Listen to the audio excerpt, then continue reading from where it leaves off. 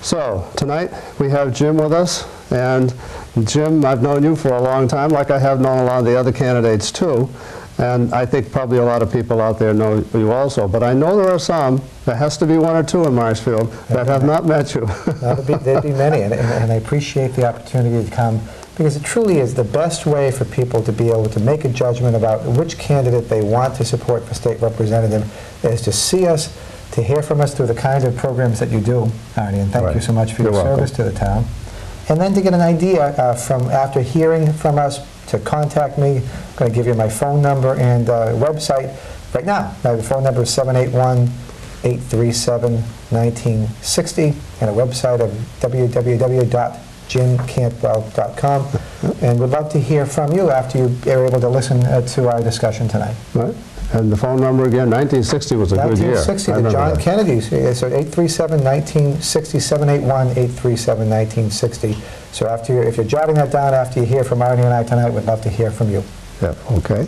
Now let's get a little bit into the life history of Jim Cantwell. Sure. Well, not the day you were born, unless you want to do that, or how many pounds it was. But I know you've done an awful lot of things. I know because I've known you all that time, and you know my daughter, you kind of grew up in school together, so go ahead. Sure. So things for folks, many people in Marshfield would know of me, but really it's through people who would really know either my mom or my dad. I'm the product of a school teacher. My mom gave, I think, the greatest gift that one can give to children. My mother taught children from kindergarten through 5th grade, taught them all how to read. My dad here in town, my father's been an active member of all kinds of different boards, on the Board of Assessors, and had been before on the Advisory Board, and for 40 years has run Marshfield Youth Baseball. Folks have heard my mom, because of her great service to the town. There's a library named for my mother at the Governor Winslow School, where I had the privilege of attending when I was a little one. And for my dad, we're thrilled to be able to tell folks that just this weekend the town recognized his service by naming a baseball field, or rededicating a baseball field for my dad down at Webster Street. So people know around my table when I was growing up, there was always a commitment and a discussion of how part of your role of being part of a community is to give back and to make a difference. I learned really at the knee of my mom and my dad that that's something that we should be doing, to be active, and that's the kind of thing that I've tried to do throughout my young career.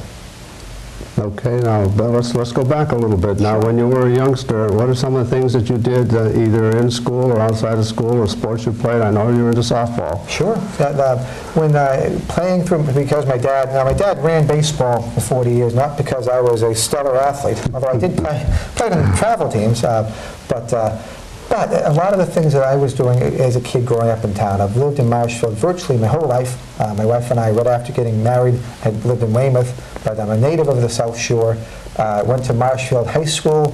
Proud to say that Marshfield gave a wonderful education to me, to all my brothers and sisters. I'm the youngest of 4, and proud to say that Christopher, our youngest, our only child, but we'll talk a little bit of others who were always at the house, that Christopher also is a product of going through Marshfield schools.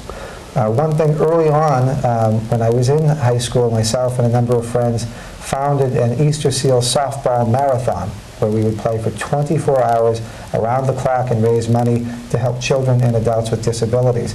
And that came from a personal experience with family members who needed services and who were very grateful for the services that were provided by the Easter Seal Society. Do you still do that? We did that for 20 straight years, and then I got a little grayer around the temple, and we're going to do another shorter marathon this summer. We're actually thinking maybe June 29th, so it's nice that we're getting out now to mention it.